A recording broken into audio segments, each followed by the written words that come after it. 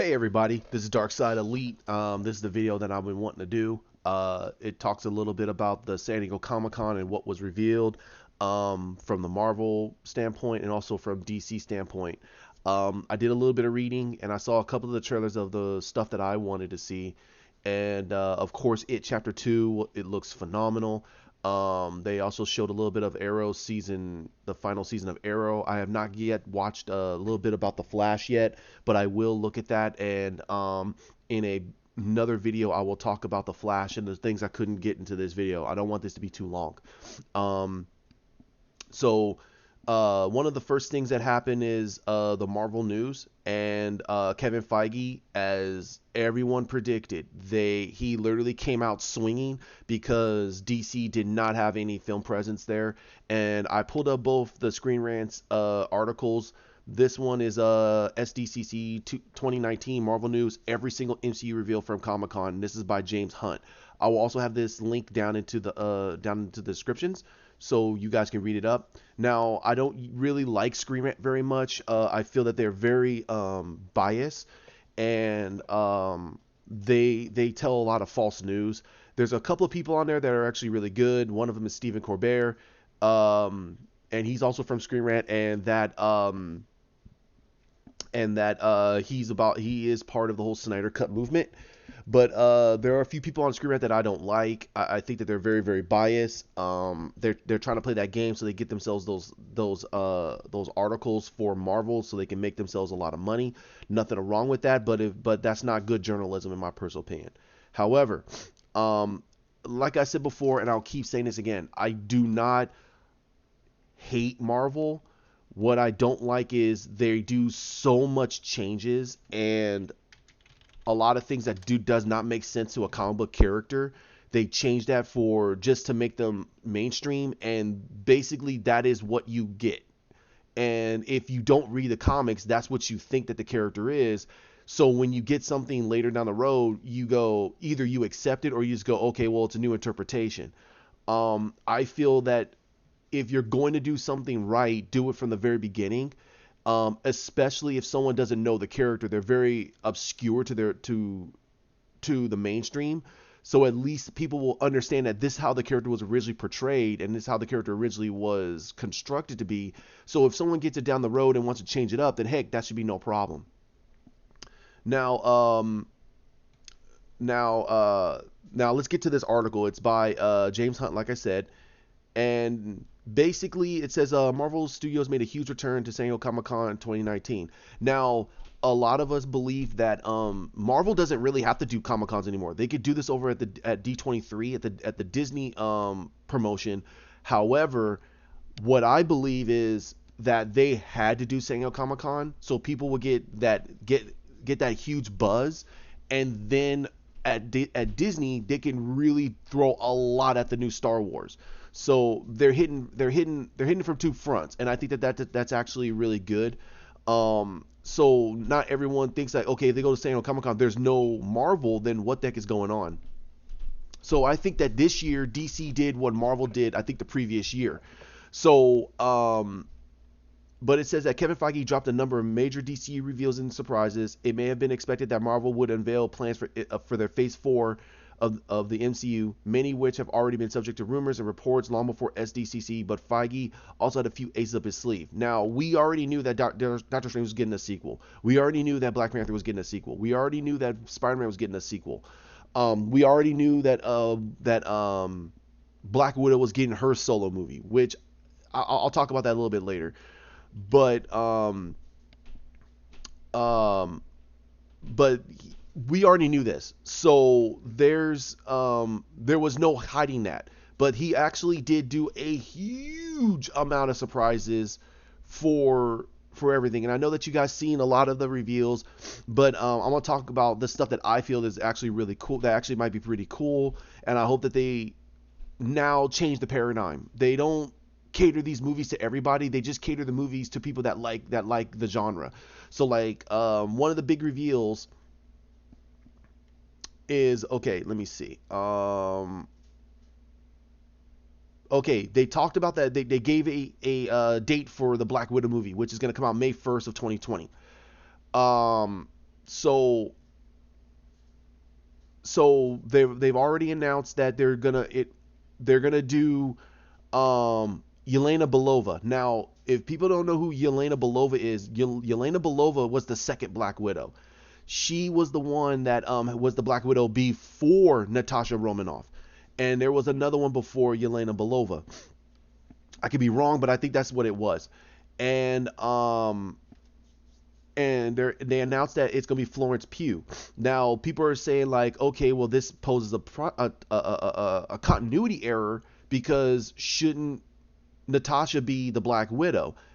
Well, no, because what they're gonna, I have a feeling what they're doing is they're gonna do it exactly how it did in the comics. That there were other Black Widows before Natasha was Black Widow. They kind of hinted that in the Agent Carter TV show that that one female assassin that was in there, that was the Black Widow. That was the first Black Widow.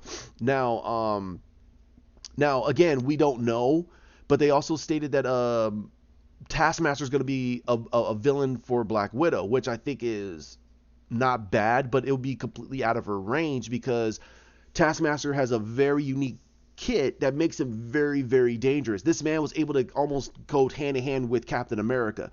He almost went hand in hand with Spider-Man and Wolverine and Shang-Chi and even Iron Fist. Some of the greatest hand-to-hand fighters in all of Marvel.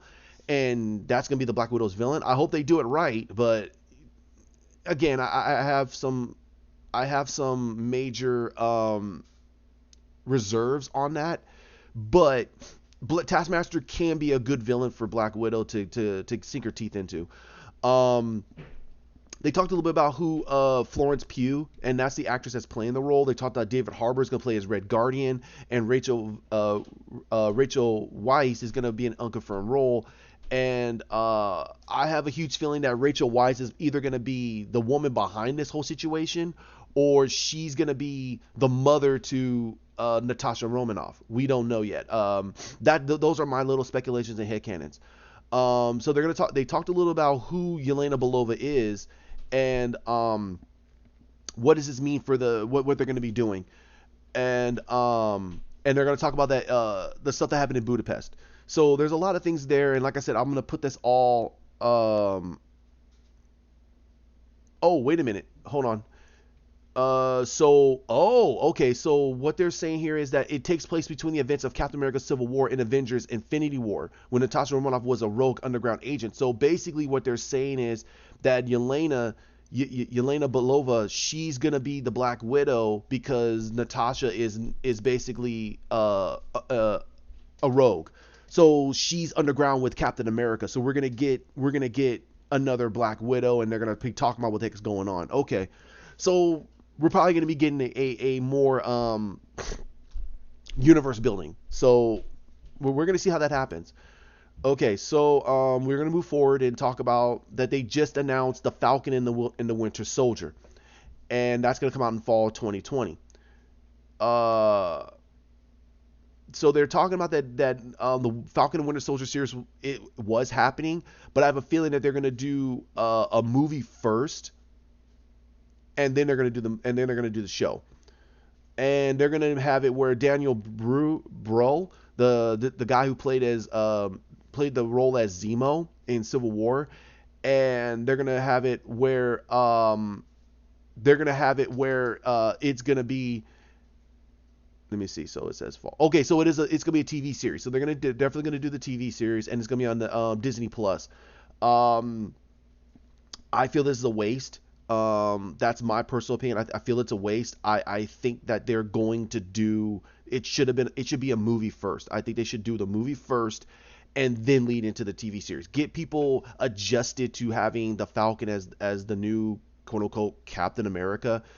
And what they're going to do with Bucky's character, how they're going to set his character up. Because the TV show, now you're going to have to show what is Bucky's role, and also what is Sam's role. And Me personally, if you give them a movie and institute their universe that way, and then give us a TV series that gets people very adjusted to what's going on, and you already are building their universe.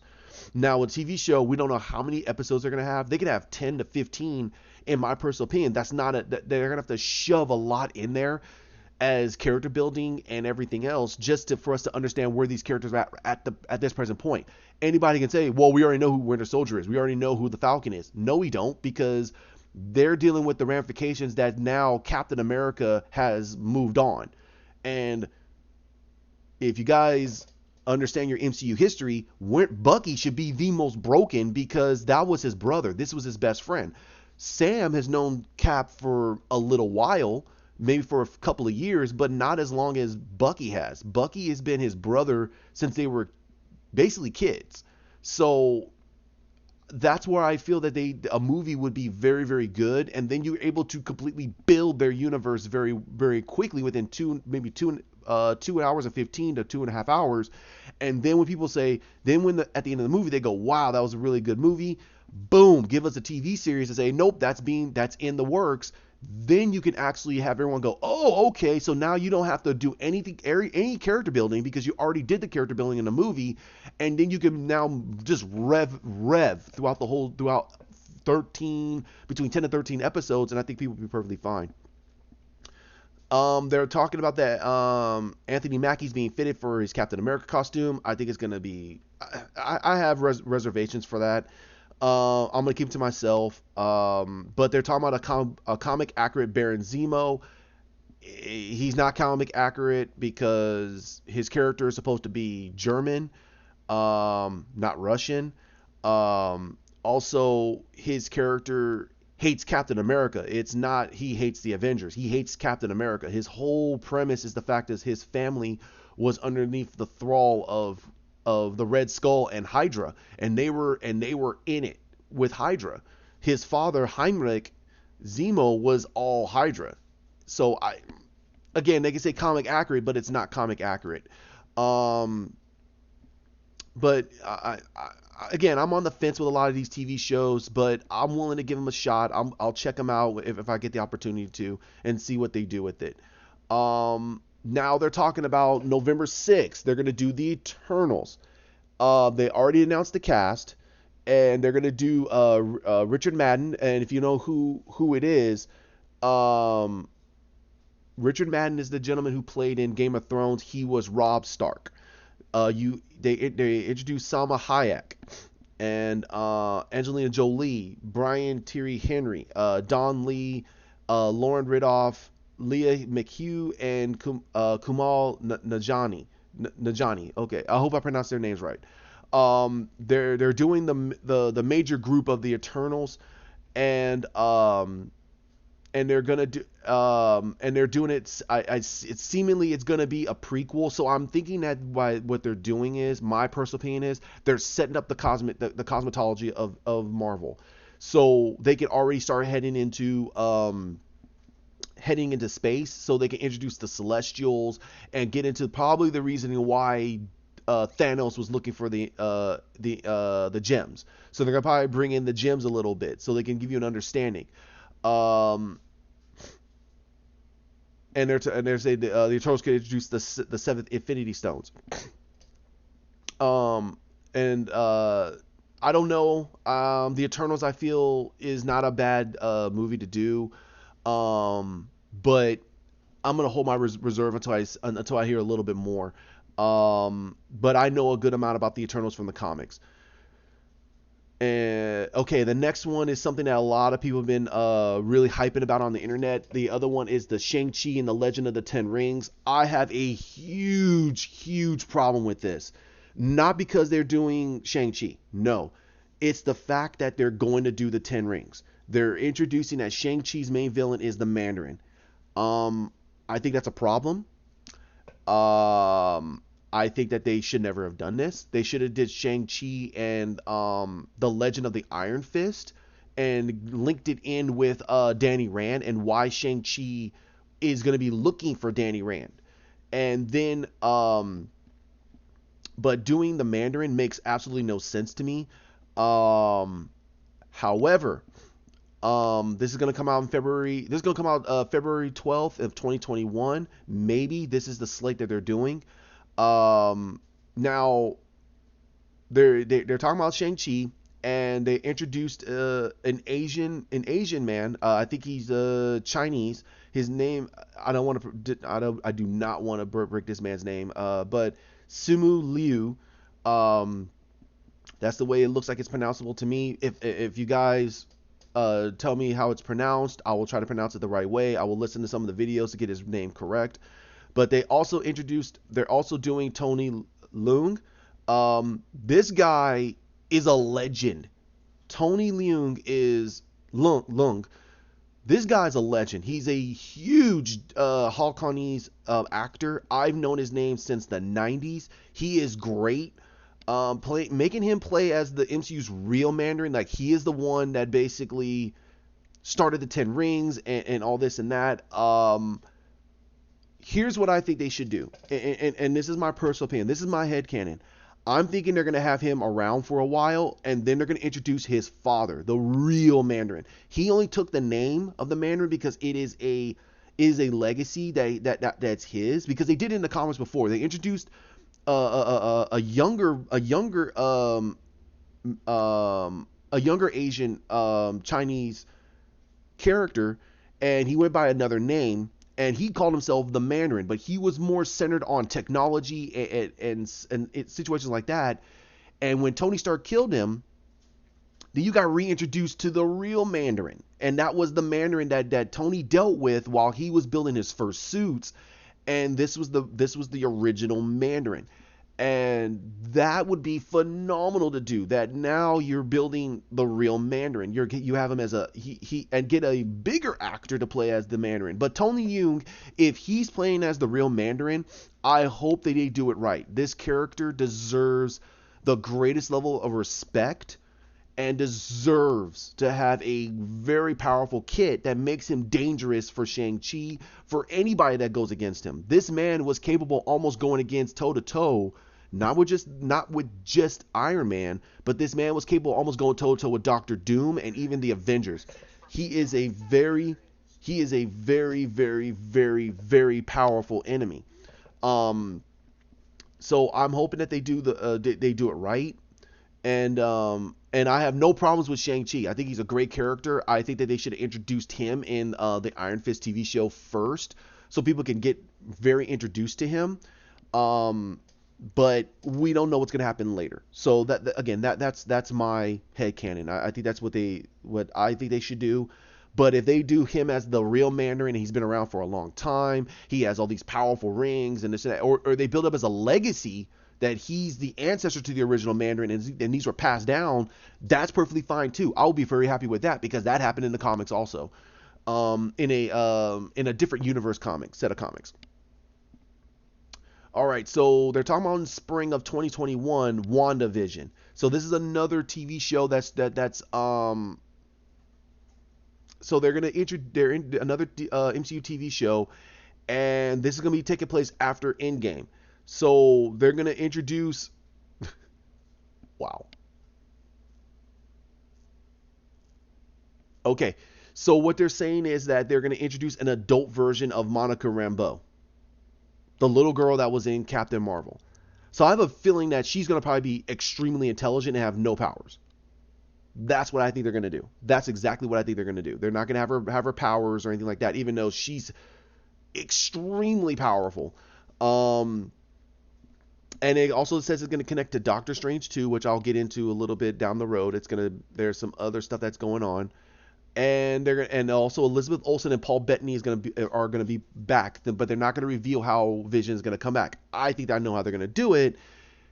It's going to be through Wanda, and I think that they're going to find his body, and they're going to recreate his AI based off of certain things that they probably got from Stark Tech. So I think that's how they're going to do it.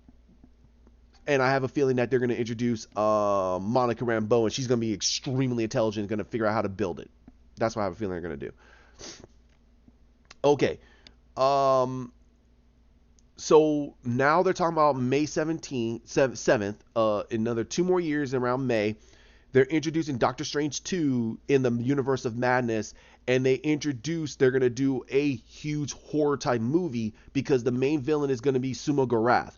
Now, that can make a huge amount of greatness for Doctor Strange because I don't want them to make him silly. I want the movie to be horrific. I want the movie to be scary.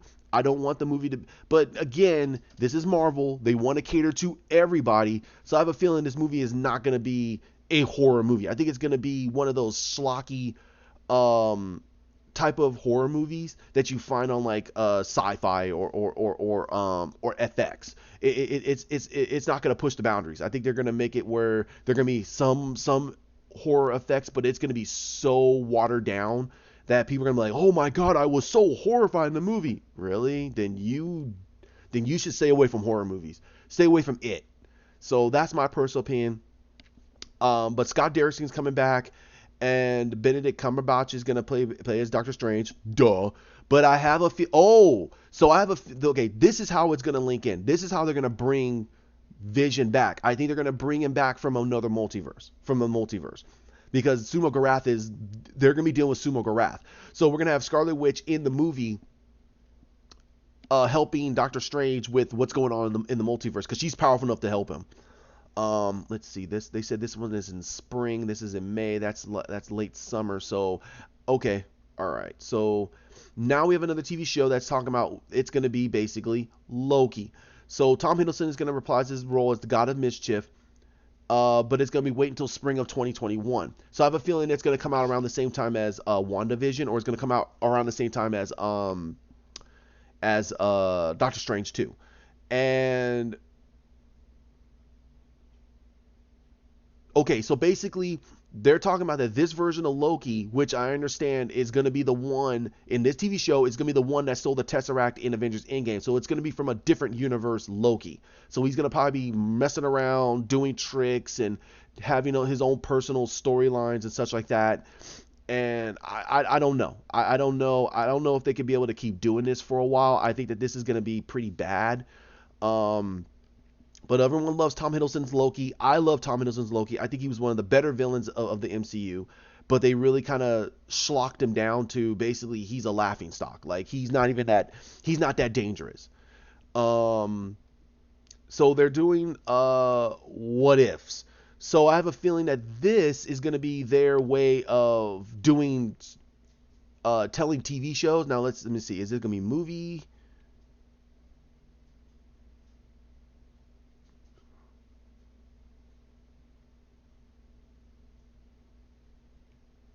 It says, what if stands apart from the rest of MCU offerings in that it be an animated series focusing on alternate scenarios from across the MCU history. Okay, so basically these are going to be animated shorts, animated episodes that they're going to be talking about, like what if Peggy Carter became Captain America? What if Captain Marvel killed Talos?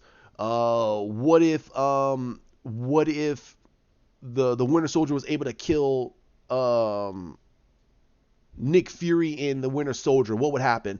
Those type of things. So I have a feeling that, and then they're going to introduce they brought in Jeffrey Wright, and he'd be the voice of the Watcher. And Jeffrey Wright is the gentleman who is in Westworld in the first season. He was the doctor. He was the cyberneticist in Watchworld. So it's an interesting situation that Marvel did. So that's not cool. It's not cool. I'd say that is actually pretty cool. So in fall of 2021, so 2 years from now, basically, they're gonna do let me see. So basically, gonna do a TV show called Hawkeye, and Jeremy Renner is gonna reprise his role, and they're going to introduce Kate Bishop, and I have a feeling that's going to be his daughter. It's going to be his daughter. Because they showed it in Endgame, so I don't know why they're holding that back. It's his daughter. Flat. It's his daughter. Okay, so we got to know more. Again, these are all slated. These can all change. Jeremy Renner could say, nah, I'm good. I don't want to do it. Who knows? Okay, this is the one that really got people talking. It's called Thor: Love and Thunder. It's gonna come out November 5th, 2021. Uh, and this is the Thor 4 movie, and Chris Hemsworth and Tessa Thompson are gonna be returning as well. I have a huge feeling.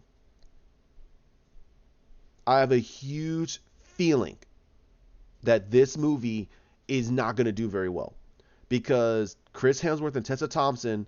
No, it's going to do a lot of money, but it's going to be garnered by fans as it's a throwaway movie because this movie is going to have Thor give up the hammer, and that's when we're going to introduce to Jane Foster, who's going to become the new female Thor. Because Thor, after this movie, is going to just disappear. Okay, because they've already said that Tessa Thompson is going to become the new queen of Asgard. They're going to recreate Asgard, and she's a new leader. And the original Thor is going to give up his hammer, and he's going to become the new female Thor. And Natalie Portman's going to play the character.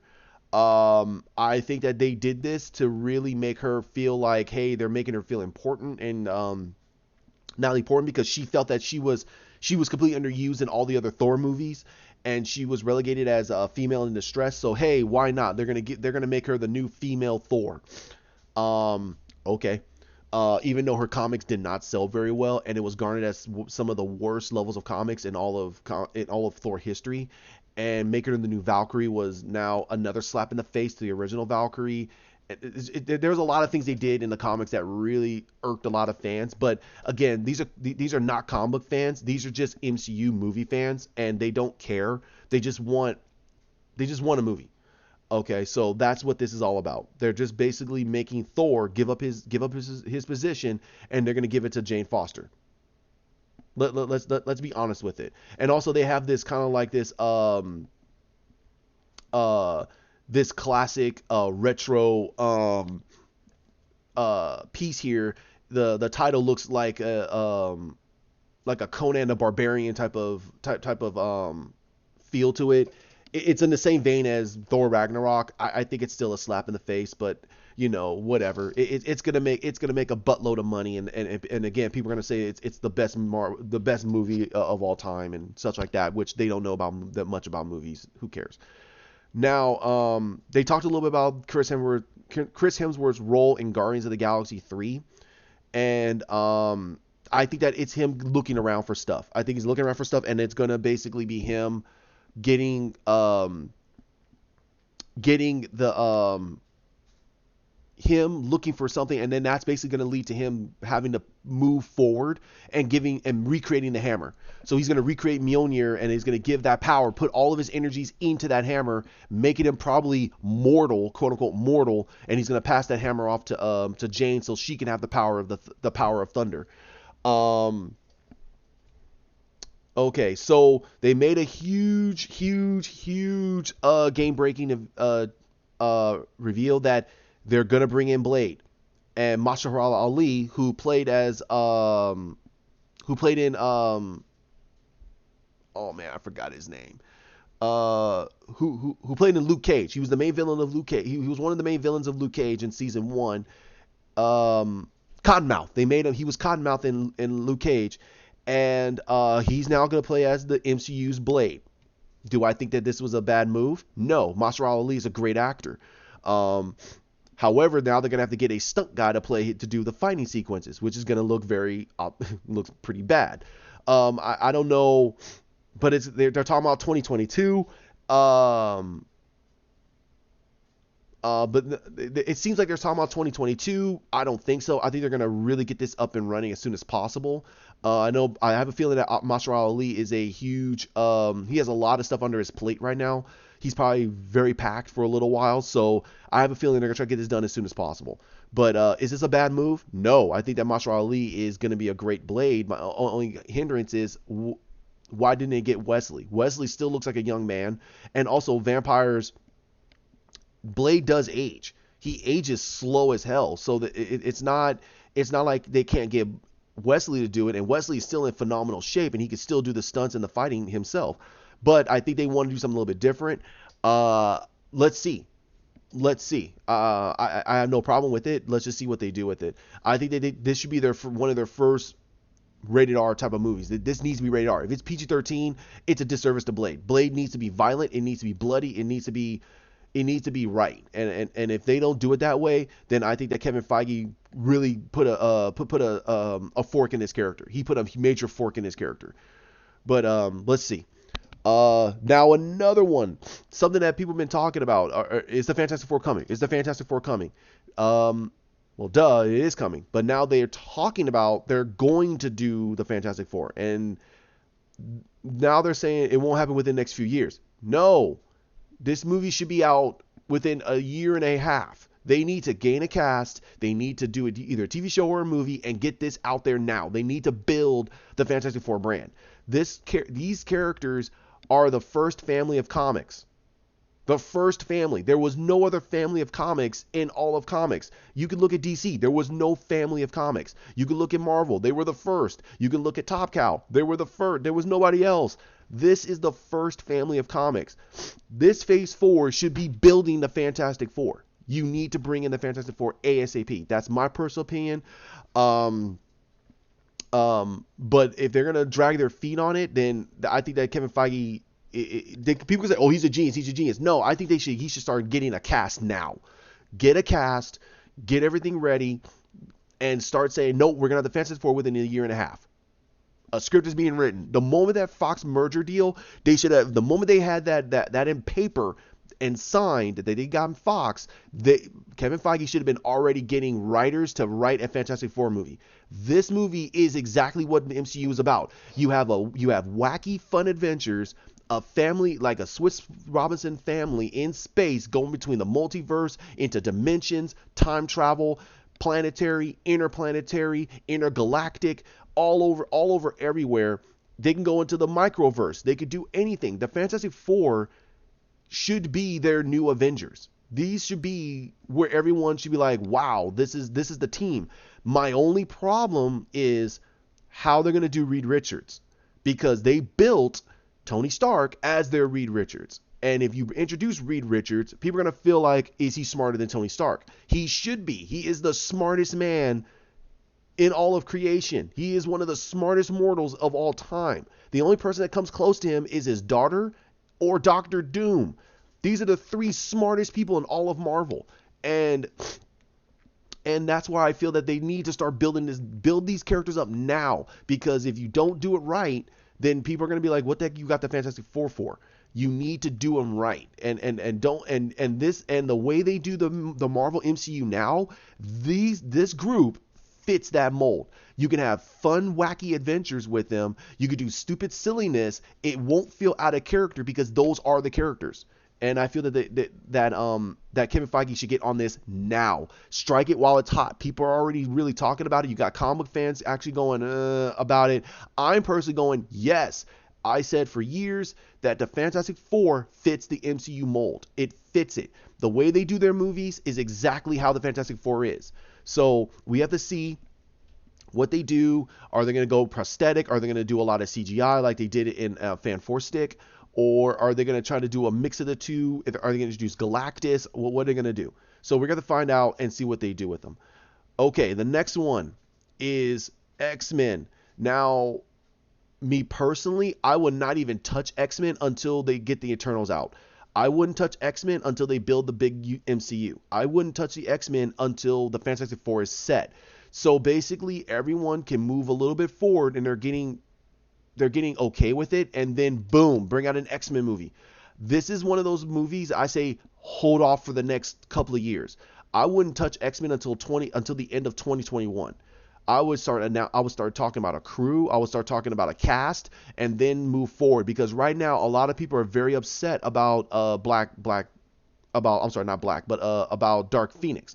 I'm upset about it. A lot of the stuff that we heard that Marvel most likely, and I'm not saying they did, but most likely fiddled with the end of Black. I'm sorry, I keep saying Black, but the end of Dark Phoenix to push their narrative. And that to me needs to be very well talked about. And I hope you guys do a lot of reading about that and look into it, because if it's true, then What the heck is going on? Why did they do that? Let the movie come out the way it's supposed to be, and let the people decide it with their money. If they thought it was crap, then they thought it was crap. But if you ensure it to be crap, so you get your money, I mean, sorry, to push your narrative, then that's wrong. That's really, really wrong, and that's a huge disservice to all the actors and actresses that put their hearts and souls into these characters for the years, and even the director who really wanted to do a good story, and the producers and even the studio. You kind of screwed over the studio. So I'm not saying that they did do it, but there's a lot of rumblings after the black. Well, I'll keep saying black after the Dark Phoenix reveal and the Dark Phoenix movie and how bad it was, and even I said it was bad, and it felt just like X3. It felt very short. It felt like there was a lot of stuff missing, and the villain felt very lackluster. It was like, what the heck is going on here? So we have to see if the X-Men are coming out. Then we have to see what the heck is going on. Like I said before, we already knew Black Panther. Black Panther 2 is coming out. They're talking about around in 2022. I don't know why they did this. I think that they should actually do. I think they need to do this as soon as possible. They need to get Black Panther out there as soon as possible. If they want to make that money, they need to do it as soon as possible. But we have to see. So there's not much. They just talked about the they talked about it a little bit, but I think that's something they wanted to talk about a little bit later as they're building other things up. Captain Marvel 2. Okay, we have to see what the heck's going on with this. It made $1 billion, questionably, but it's a sequel that they want to do, and they want to get that movie out as soon as possible. Guardians of the Galaxy 3. We know that he's gonna do this. We know that James Gunn's gonna do it. He's gonna do it right after he's finished with Suicide Squad. Now we have to see what James Gunn's gonna do. In my personal opinion, if James Gunn does a really good job with Suicide Squad, and I actually enjoy it, and it doesn't feel like a Guardians of the Galaxy type of movie, then I'm gonna say, then I think that James Gunn should finish Guardians of the Galaxy 3 and bounce, leave Disney and just come over to DC, because DC is not going to have him on a lot of restrictions. He's going to be able to do the stories he wants. He can be able to push those boundaries and be able to do what he wishes to be able to do. Listen, I said it before, and I'll say it once again, and I'll keep saying it. I didn't like the tweets. I don't like him coming on a white horse and trying to be this white knight for progressiveness, because it bit him in the butt. And it completely ruined it. It got a lot of people not wanting to care about his movies. So if he could keep quiet, no more tweets, make movies, and just keep his name out of the synonymous with those tweets, then I think that he'll be perfectly fine to come back to DC, and I think a lot of people will be perfectly happy. The only thing that will really upset a lot of people, and I don't care if it's DC fans or even Marvel fans, is if he's trying to make Suicide Squad more like Guardians of the Galaxy. If that happens, no, do not bring this guy back. I think he should stay away, and I think he needs to really do his own thing, because there's a lot of ick when it comes to that, because people don't want to go and see the same movie done on a different rapper. Questionable. But that's what people say that Marvel has done. They just create the same movies over and over again with the same routine, the same jokes, the same rim shot, and it just pisses a lot of people off. I don't want that from DC. I don't want them to do that for DC. I want DC to feel different every single time you go into a movie, that the jokes don't land the same exact way. The jokes land a certain different way. Certain characters who are obscure throw out a joke, it feels right for that character. I don't want them to completely change a lot of characters, but that's just the nature of Hollywood right now. They want to do a lot of PC, and they want to do identity politics, and eventually it's going to bite them in the butt. But let's just see how he does on Suicide Squad before we jump on the bandwagon for Guardians of the Galaxy 3. That's my personal opinion. I think that right now, let's see what he does for Suicide Squad, because he has no restrictions on that. DC and WB are saying, just do the movie you want to do. He wrote it himself, so we have to see what he does. And people could say, well, he wrote Guardians of the Galaxy 1. I go, no, he didn't. He actually did story treatments, and he helped with the writing. He did Guardians of the Galaxy 2, and that was regarded as one of the worst. So we don't know what would happen if he was off the cuff and he was able to do it without restriction. People could say he had no restrictions. No, he did. Yes, he did, because he has to go by the same outlook of what Kevin Feige wants. So that means he had restrictions. So we have to see what he does for Suicide Squad with no restrictions, and he's able to do what he wants. does the story he wants and direct it the way he wants. So we have to see if he does it. If Suicide Squad does not feel like, or I'm sorry, Task Force X, if it does not feel like Guardians of the Galaxy, then I have a huge feeling that we as moviegoers can say he was on restrictions for Guardians of the Galaxy 2. That's the reason why that movie sucked balls. So we have to see. I had a lot of hate for Guardians of the Galaxy 2. I liked Guardians of the Galaxy 1, but it wasn't like one of my favorites. So, but that is my personal opinion. Now, sorry. They did not talk about Ant-Man 3 or Spider-Man 3 or Avengers 5, but they are going to do Avengers. They're going to do the Mighty Avengers most likely, or the New Avengers. Of course, they're not going to talk about Ant-Man 3 yet because they want to try to get these other movies out. I don't think they should be talking about Ant-Man or Spider-Man for another couple of years. I think that Tom Holland, and Paul Rudd, they can go do other things, and they also got other movies they got to handle. So I think that having those two characters right now on the back burner for a little bit, for another couple of years, is perfectly fine. I just don't want it to be too long where we don't hear nothing about it. I think that Ant-Man should have his third movie before Spider-Man. And that's what I believe, because his character deserves to have a third movie and give us a huge villain. Don't give us no small a small low level villain. And I'm not saying Ghost was a low level villain, but it was very small and it was very intimate. And I think that, and I'm not saying make it grandiose like world building. No, I'm sorry, not world disaster. But I'm saying give us a huge villain. Give us a huge named villain that's gonna go against Ant-Man, and I think it'll be a good movie to see us, and especially with the Wasp. And then let's move forward and see what they're gonna do further. But those are the big things that we heard. There's a lot of other things that's probably going to be going on, and those are my critiques of it. I think they did a good job, and they won the Comic-Con. They won it. I'm sorry, they did with the announcements of the Fantastic Four, Blade, Thor, Love and Thunder, despite if you liked it or not. The What If, the Loki TV series, the Doctor Strange 2, the WandaVision, Shang-Chi broke everything, the Eternals, Falcon and the Winter Soldier, the Black Widow finally, and those is what literally, to me, what broke the internet. Those are the big things that they did, and they also showed the cast. So I hope that you guys enjoy. Like, comment, share, subscribe down below. Let's talk about it. Let's see what you think. And like I said, I will post this on the video so you guys can see what the heck is going on. I'll talk to you guys later. You have a good one.